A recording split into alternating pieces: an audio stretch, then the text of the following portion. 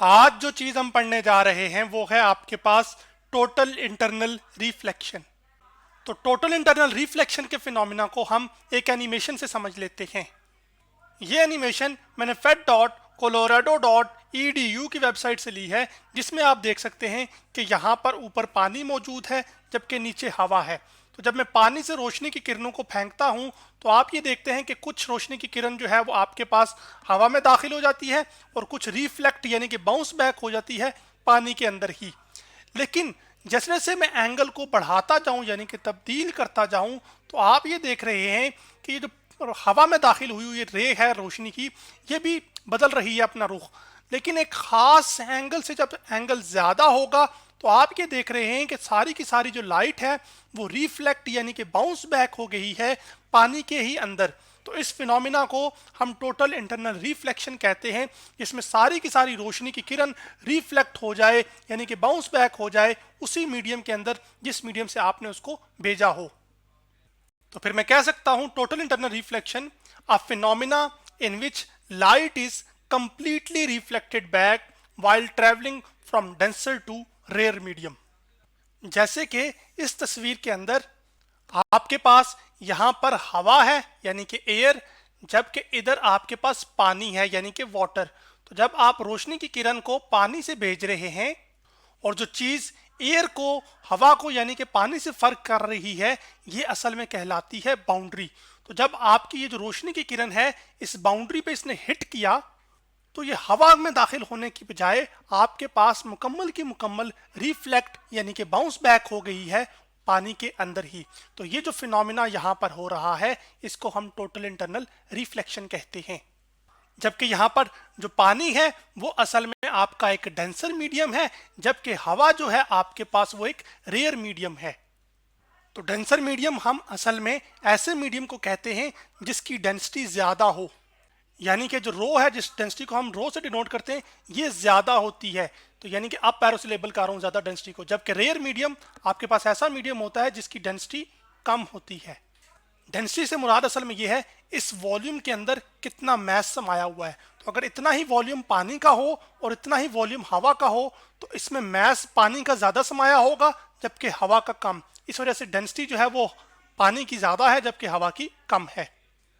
अब हम total internal reflection को डिटेल के साथ डिस्कस करते हैं।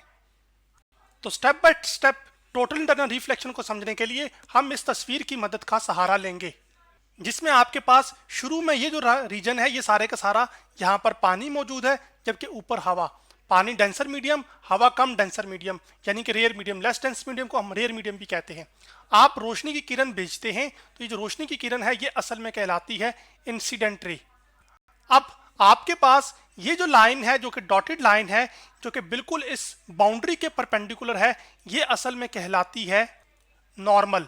ठीक है, क्योंकि ये 90 डिग्री का एंगल बना रही है इस बाउंड्री के लिहाज से। तो अब ये जो इंसिडेंट रे है ये आपके पास शुरू में एक एंगल बनाती है इस नॉर्मल के साथ, जिसको हम एंगल ऑफ इंसिडेंस भी कहते हैं, जो कि हम लेबल करेंगे थीटा आई के साथ। अब ये रोशनी की किरण पानी से हवा में दाखिल हो रही है तो आपके पास ये जो इंसिडेंट रे है ये असल में बेंड होगी। तो बेंड होने की वजह से ये जो रे है अब ये कहलाएगी रिफ्रैक्टेड रे। तो ये जो रिफ्रैक्टेड रे है ये जो नॉर्मल के साथ अब एंगल बना रही है इसको असल में हम कहते हैं एंगल ऑफ रिफ्रैक्शन, जो कि हम लेबल करते हैं थीटा आर के साथ। अब आप क्या करते हैं कि आप इस इंसिडेंट रे का एंगल तब्दील करते जाते हैं। तो उस तब्दील करते हुए एंगल को आप यहां पर देख सकते हैं जैसे कि, तो अब आपके पास एक खास एंगल ऐसा आता है जिस पर आपकी जो रिफ्रैक्टेड रे है वो इस सिनेरियो में यहां पर है। वो जो रिफ्रैक्टेड रे है ये असल में इस नॉर्मल के साथ, जो कि मैं भी लेबल कर रहा हूं आपके सामने यहां पर, इस नॉर्मल के साथ 90 डिग्री का एंगल बनाए तो उस एंगल को हम क्रिटिकल एंगल कहते हैं, जो कि हम थीटा सी से रिप्रेजेंट करेंगे। यानी कि आपके पास क्रिटिकल एंगल पर जो रिफ्रैक्टेड रे है वो असल में एंगल 90 डिग्री का बनाएगी। अब आपका जो एंगल ऑफ इंसिडेंस है थीटा आई, जो कि अगर ज्यादा हो गया क्रिटिकल एंगल से, यानी कि ये खास मखसूस एंगल है जिस पर आपके पास जो लाइट है वो 90 डिग्री के एंगल पर रिफ्रैक्ट होती है, अगर एंगल ऑफ इंसिडेंस जैसे कि इस सिनेरियो में बड़ा हो गया क्रिटिकल एंगल से तो सारी की सारी जो रोशनी है वो आपके पास रिफ्लेक्ट यानी कि बाउंस बैक कर जाएगी इसी मीडियम यानी कि पानी के अंदर। तो फिर हम यूं कह सकते हैं कि टोटल इंटरनल रिफ्लेक्शन का फिनोमेना हो चुका है। लेकिन शर्त यह है कि आपके पास जो है ना वो angle of incidence critical angle से ज्यादा हो। अगर एंगल ऑफ इंसिडेंस जो कि थीटा आई है वो आपके पास बराबर होगा अगर क्रिटिकल एंगल के थीटा सी के, तो आपके पास जो रिफ्रैक्टेड रे है वो असल में बनाएगी एंगल थीटा आर, जिसको मैं कह रहा हूं अभी, वो असल में आपका होगा 90 डिग्री का।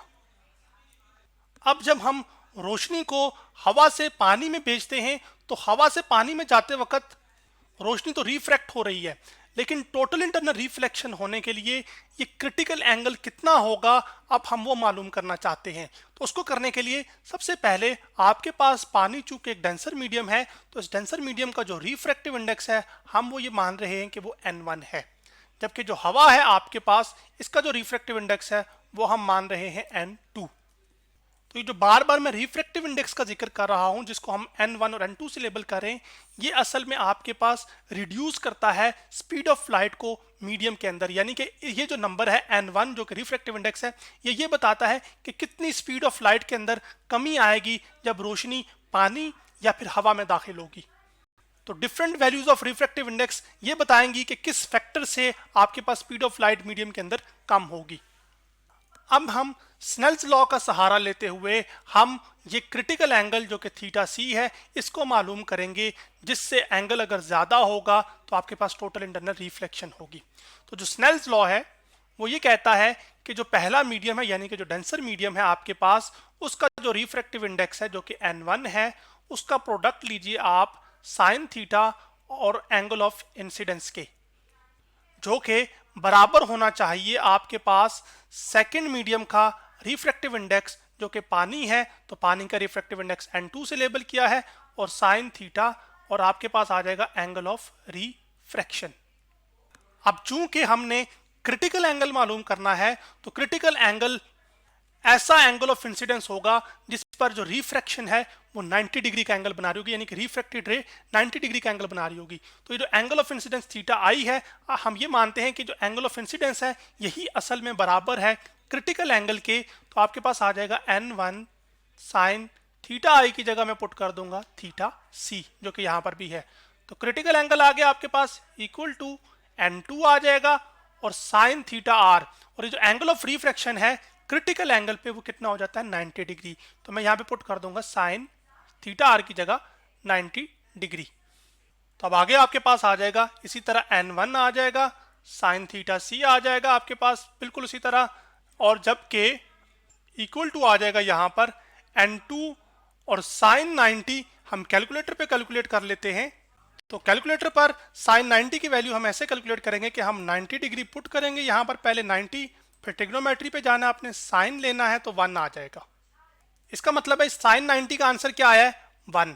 तो जब n2 1 से मल्टीप्लाई होगा तो आपके पास क्या आ जाएगा वापस n2 ही, क्योंकि एनीथिंग मल्टीप्लाइड बाय 1 वही वापस आ जाती है। तो अब आपके पास n1 यहाँ पर मल्टीप्लाई हो रहा है तो उधर जाके क्या हो जाएगा डिवाइड हो जाएगा। तो आपके पास साइन थीटा सी आ जाएगा, साइन थीटा सी मैं यहाँ लिख भी देता हूँ, sine theta c equal to आ जाएगा दोनों मीडियम्स के जो रिफ्रैक्टिव इंडेक्स हैं, यानी कि n2 जो कि हवा का है, जबकि n1 जो कि पानी का है, उसकी रेशो। अब ये साइन है, ये उधर जाके क्या हो जाएगा साइन इनवर्स, और इस तरह से हमारा जो क्रिटिकल एंगल है वो कैलकुलेट हो जाएगा। तो थीटा सी आपके पास आ जाएगा साइन इनवर्स, और फिर आपके पास आ जाएगा ब्रैकेट में n2 डिवाइडेड बाय n1। तो मैं यहाँ पर पुट भी कर देता हूँ। अब अगर हमें मीडियम्स के जैसे हवा और पानी है, तो आपके पास अगर हमें हवा और पानी का रिफ्रैक्टिव इंडेक्स पता होगा तो हम जो क्रिटिकल एंगल है वो आसानी इस रिलेशन से मालूम कर सकते हैं जो कि ये दिया हुआ है। तो आपकी आसानी के लिए मैं एनिमेशन पर वापस चलता हूं। तो उस वक्त मैंने एक बात आपको नहीं बताई थी कि दाएं जानिब भी देखिए, तो दाएं जानिब आपके पास ये पानी था, तो पानी का जो इंडेक्स ऑफ रिफ्रैक्शन है जिसको रिफ्रैक्टिव इंडेक्स भी कहते हैं वो 1.33 है, जबकि आपके पास हवा का जो रिफ्रैक्टिव इंडेक्स है वो 1.0 है। तो हम इसी मिसाल के लिए क्रिटिकल एंगल भी कैलकुलेट कर लेते हैं। तो थीटा सी में लिखूंगा यहाँ पर इक्वल टू आ जाएगा आपके पास साइन इनवर्स आ जाएगा यहाँ, और n2 चूंकि हवा का रिफ्रैक्टिव इंडेक्स है तो वो जो n2 की वैल्यू है वो 1 है। चले मैं यहाँ पर आसानी के लिए आपके लिख भी देता हूँ कि n2 की वैल्यू क्या है 1। जबकि ये जो आपके पास वाटर है N1 जो कि रिफ्रैक्टिव इंडेक्स है उसका, वो 1.33 है। तो मैं यहाँ पर 1.33 भी पुट कर देता हूँ। अब सबसे पहले हम कैलकुलेटर के ऊपर 1 डिवाइड करेंगे 1.33 से, और फिर उसका साइन इनवर्स ले लेंगे। तो कैलकुलेटर पे मैं आ गया हूं, तो मैं 1 को डिवाइड करता हूं आपके सामने 1.33 से, तो जवाब आता है 0.7518। तो जो क्रिटिकल एंगल है आपके पास थीटा सी, वो असल में आ जाएगा बराबर 0.751, सॉरी गलती होगी, साइन इनवर्स तो मैंने लिखा ही नहीं। तो साइन इनवर्स आपके पास आ जाएगा यहाँ पर ये, और इस एक्सप्रेशन का आंसर आया था 0.7518। अब इसका हम साइन इनवर्स लेंगे। तो अब कैलकुलेटर पर ये जो आंसर आया था मेरे पास 1 को डिवाइड करने से 1.33 से, वो आपके पास 0.7518 आया था। तो मैं यहाँ ट्रिग्नोमेट्री पे जाऊंगा और सेकंड, और यहाँ पे फिर साइन इनवर्स को सिलेक्ट करूंगा, तो आपके पास आंसर आ जाता है 48.75। तो जो क्रिटिकल एंगल आपके पास निकल कर आया है वो है आपके पास थीटा सी 48.75। चलें एक और भी डिजिट ऐड कर लेते हैं जो कि 3 था। अब अगर आपका क्रिटिकल एंगल, सॉरी मुझे यूं कहना चाहिए कि जब आप रोशनी को पानी से हवा में भेज रहे हैं और आपका जो एंगल ऑफ इंसिडेंस है जो कि थीटा आई है, वो अगर बड़ा होगा 48.753 डिग्री से, तो तब ही आपके पास जो है ना टोटल इंटरनल रिफ्लेक्शन होगी। तो मैं लिख भी देता हूं कि अगर जब ये सिनेरियो तब का है सिर्फ जब पानी से हवा के लिए, ठीक है, तो टोटल इंटरनल रिफ्लेक्शन तब ही होगी जब एंगल ऑफ इंसिडेंस 48.753 डिग्री से ज्यादा होगा, जो कि मैंने मुकम्मल भी कर दिया। अब इस एंगल से ज्यादा होने पर, एंगल ऑफ इंसिडेंस इससे ज्यादा होने पर, आपके पास जो रोशनी है ना वो मुकम्मल की मुकम्मल पानी के अंदर ही बाउंस बैक कर जाएगी। यानी कि बाउंड्री को लग के, बाउंड्री भी कौन सी, हवा और पानी की जो बाउंड्री है जो कि ये ब्लैक लाइन है, इसको लग के वापस पानी में ही आ जाएगी। अब अगर एंगल ऑफ इंसिडेंस जो कि थीटा आई है वो कम हुआ इस एंगल से जो कि आपके पास ये वाला है, तो तब आपके पास टोटल इंटरनल रिफ्लेक्शन नहीं होगी बल्कि रिफ्रैक्शन होगी, जैसे कि यहाँ पर इस तस्वीर में आप देख रहे हैं कि यहाँ पे रिफ्रैक्टेड रे मिल रही है। लेकिन अगर ये जो एंगल ऑफ इंसिडेंस है वो बराबर होगा 48.753 डिग्री के, तो तब आपके पास रिफ्रैक्शन जो होगी ना, रिफ्रैक्टेड रे होगी, वो 90 डिग्री का एंगल बनाएगी, और उस एंगल को हम क्रिटिकल एंगल भी कहते हैं। तो आज हमने टोटल इंटरनल रिफ्लेक्शन के बारे में स्टडी किया।